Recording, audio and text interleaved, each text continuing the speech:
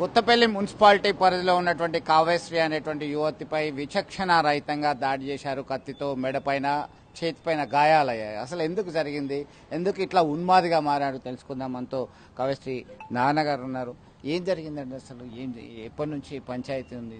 Sir మాకు ఏం కూడా తెలియదు. గత 4 సంవత్సరాల క్రితం అమ్మాయిని పెళ్లి చేసుకుంటా అని చెప్పి ఒక పెద్ద మంది సమక్షంలో ప్రేమించినా నేను పెళ్లి చేసుకుంటా అని చెప్పి అప్పుడు 4 ఏళ్ల క్రితం అనేసిండు. అప్పుడు ఆ అమ్మాయి అక్కడ వరంగల్లో చదువుతుంది, ఎంఎస్సి మ్యాథ్స్ చదువుతుంది వరంగల్లో.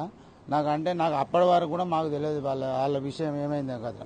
పెళ్లి చేసుకుంటా అంటే వాళ్ళకు ఈ అమ్మాయికి వాళ్ళకు మనకేం పొందన కుదరదు, ఎట్లా కలవాలని పెద్ద మనిషి సమక్షంలో మేము మాట్లాడి కాగితం రాసి ఇచ్చేసి 3 ఏళ్ల క్రితం ఎవరి తొందర వాళ్ళు ఉండేసిస్తున్నాం. ఫోన్ నెంబర్ కూడా లేదు. అప్పటికి ఎవరి తొందర వాళ్ళు గత 3 ఏళ్ల నుంచి వాళ్ళే పని చేసుకుంటారు. మాకు కూడా ఏది కూడా తెలియదు, వాళ్ళకెళ్ళి ఏం రాలేదు. మధ్యలో ఒక్కసారి వేరే వాళ్ళతోటి ఒక సంవత్సరం క్రితం వేరే వాళ్ళతోటి అమ్మాయిని పెళ్లి చేసుకుంటా అని చెప్పి వేరే వాళ్ళతోటి అన్నాడట.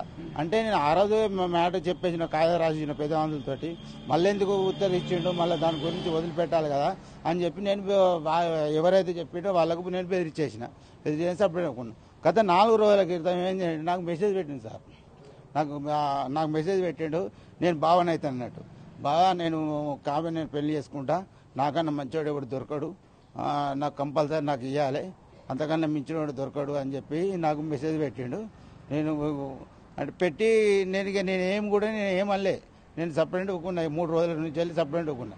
తర్వాత మొన్న సండే రోజు కూడా వాళ్ళ చుట్టాలకు వాళ్ళకు ఫోన్ చేసి చెప్పేసి ఇట్లా నువ్వు మాట్లాడాలి, నేను పెళ్లి చేసుకుంటా అని చెప్పి. అంటే నేను ఆ రోజు కూడా చెప్పినా కదా, మళ్ళీ ఎందుకు మళ్ళీ మాట్లాడాలని చెప్పి మళ్ళీ ముంగట పెట్టుకొచ్చారు.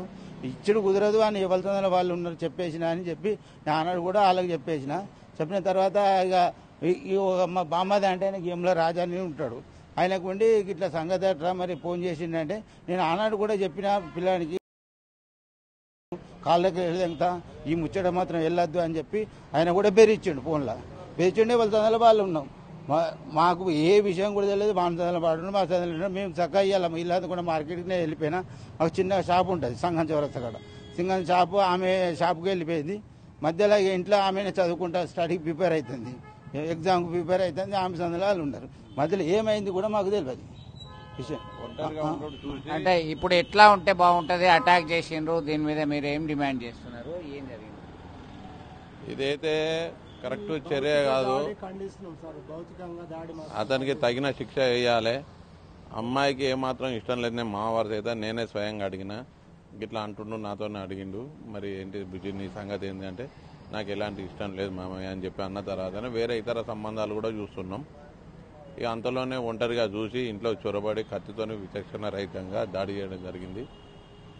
ఆమె కేకలు వేసి అరుపుడు చేపట్టి ముందట 2 పిల్లల నుండుట్లా వాళ్ళ చుట్ల ప్రాణాపాయం నుంచి తప్పింది.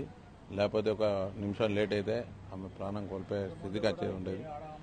ఇలాంటి సమస్య రాకుండా చూడాలంటే ఇతనికి సరైన శిక్ష పడినప్పుడే ఇంకొకడైనా చేయడానికి ఆస్కారం ఉండదు.